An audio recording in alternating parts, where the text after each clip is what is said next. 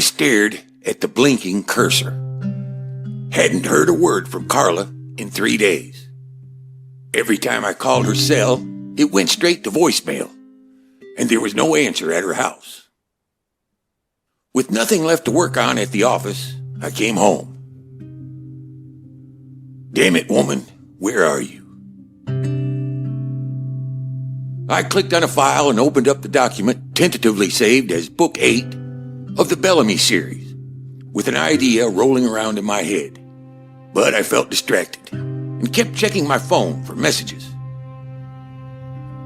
Finally, I decided I wasn't getting anywhere speculating about where Carla was. Maybe she just needed a breather. Maybe she remembered what she'd said outside the bar and was embarrassed. Maybe she was getting her hair and nails done. It didn't matter. Suddenly, it was important to get out the words that were starting to log jam in my head. I'd gone so long without that need, it was like a shot of adrenaline to feel it again. I already knew I'd be rewriting Book 8 over from page 1. I often use writing as a way to figure things out, and there was something I hadn't been able to wrap my head around yet. I just shoved it out of the way for a while.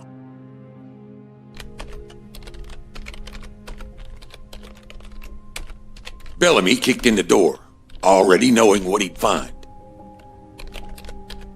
She was leaning against the wall, hunched over, her head lolling forward so that long wisps of greasy hair hung over her face. The room smelled of despair, stale cigarettes, a faint scent of urine, and the unmistakable scent of decomposition. He touched her wrist to confirm what he already knew, and then slid the hair away from her face.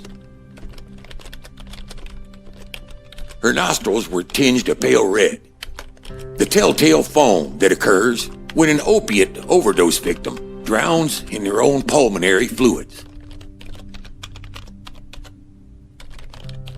It was different when it was someone you knew, someone who lived across the hall for long enough that you got to know their schedule. Rarely a sound from the apartment until nighttime when she'd escape her hole after sleeping all day, for only as long as it took to sell off parts of her soul in order to get the next fix. Her clomping steps up the echoing stairwell in the early hours as she made her way to the only part of her day that mattered, the part where she could disappear. Eventually, the living dead realize they're not really alive and haven't been for so long they can't muster up the memory of life. It's all white noise and pain, so they dissolve deeper and deeper until they get to the place they need to be, the place of silence. Sometimes the lure of nothingness is far greater than the strength of will it would require to hope. My cell phone rang and I answered immediately, hoping it was Carla. No such luck. Detective, are you trying to avoid me?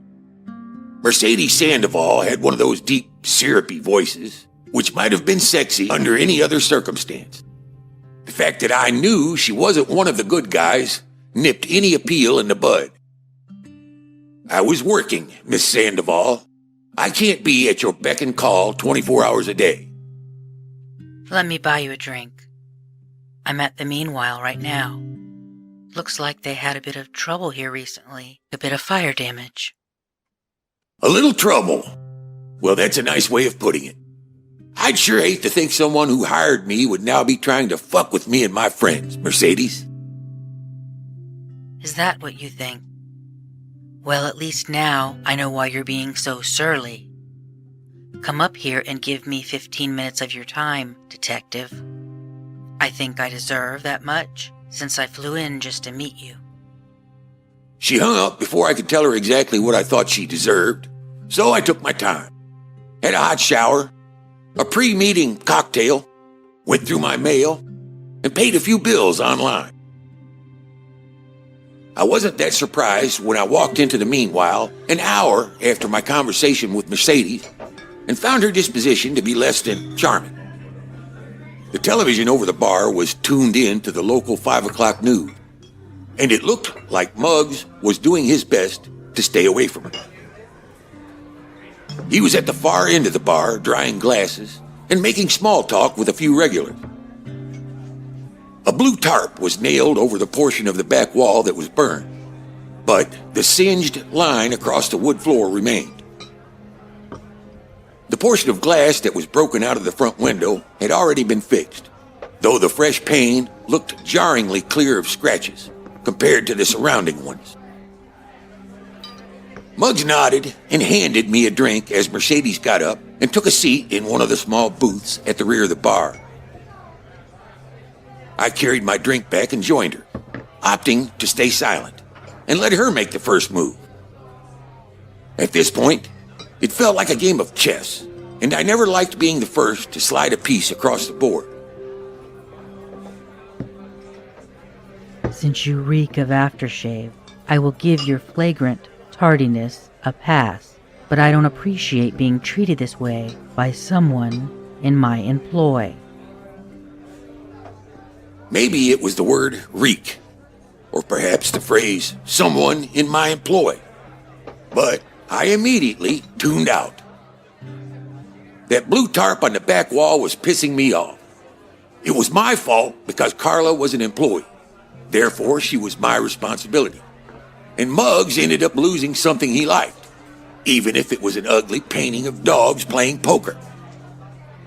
Detective, are you listening to me? Mercedes leaned across the table on her elbows. A crucifix hanging from a gold chain rocked away from her neck and swung back and forth between her décolletage.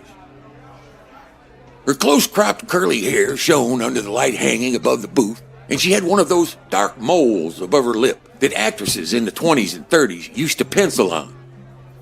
She was, without a doubt, a gorgeous glob of DNA, wrapped around a bitter center of self-serving crap.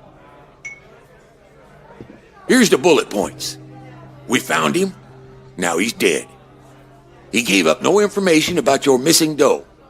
Just so you feel like you're getting your money's worth, I'll have Carla draft a memo to that effect and email it to you at her earliest possible convenience. I knew I was being unprofessional, but I didn't give a right fart, since it was clear she'd hired me under false pretenses. When she started to speak, I held up a hand to silence her. Let me make things perfectly clear, Mrs. Sandoval. You hired me to find money you say Laurencio Rios embezzled from the company you and he owned, along with Carringer. By the time I located Rios, which was a product of a kidnapping, by the way, he was a blathering psychopath. He'd have given Manson a run for his money. The guy was a gnarled freak show, spouting off words of Buddha-like wisdom. There wasn't any money in that shack he was holed up in, so I'm not sure how you think I'm supposed to find said money, given he's no longer in any position to do anything other than act as fertilizer.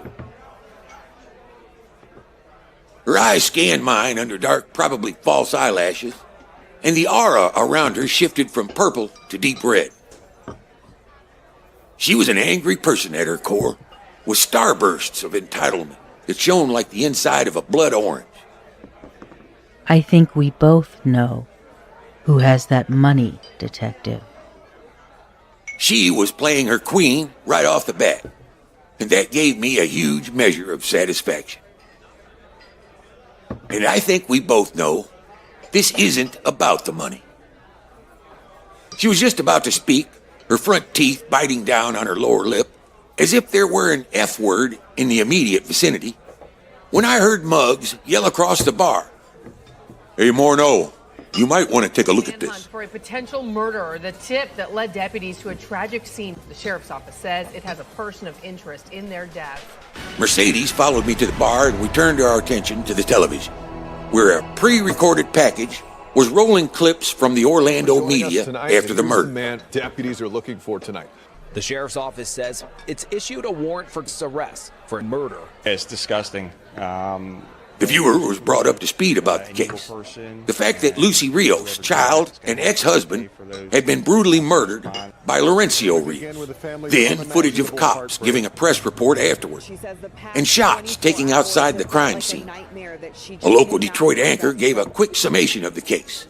The details of what police in the Everglades found, and shots of the shack as the bagged remains were being removed. Earlier today, human remains were discovered. Full forensic identification has not been completed to confirm 100%. This is an active and ongoing investigation, so we ask everyone maintain distance from law enforcement personnel and equipment for their own safety, as well as to protect the integrity of our work. Again, if you have any information, you can call police. You can remain anonymous. Call 1-800-SPEAK-UP. Reporting live tonight in Detroit. When the anchor tossed to a live feed of Del Simons, the Detroit Free Press reporter I'd promised an interview to was sitting across from Carla, who was dressed primly in a dark suit and pale pink shirt in what I recognized as her living room. I briefly wondered how Del managed to get the on-air gig, but was mainly glad to have one less thing to worry about.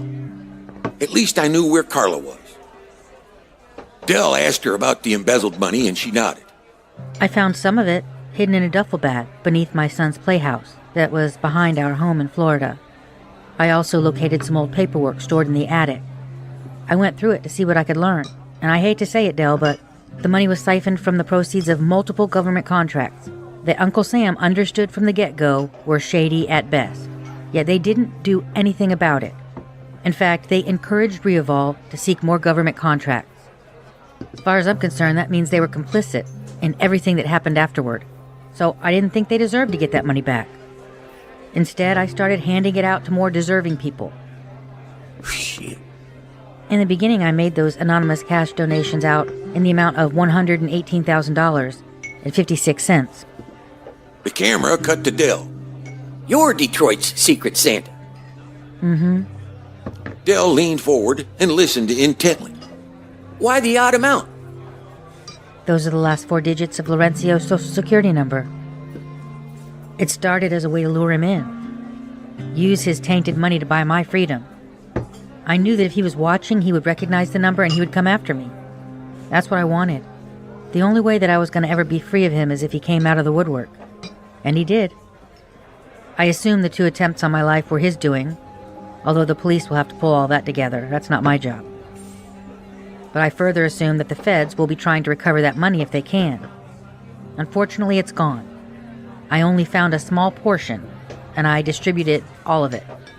If they are interested in chasing the paperwork, that's fine. Go ahead and sue me. We'll let the court of public opinion decide where that money was best spent. You've got the papers, Del. Are the women at the homeless shelter down on Trumbull Street more deserving? Or should we give it back to the government, who seemed pretty happy to toss that money hand over fist at a contractor who was overcharging for FEMA trailers? Toxic FEMA trailers that are making people sick. I guess Washington thought on paper it would look like they were doing something besides sitting on their asses, but I'll leave that up to your viewing audience to decide.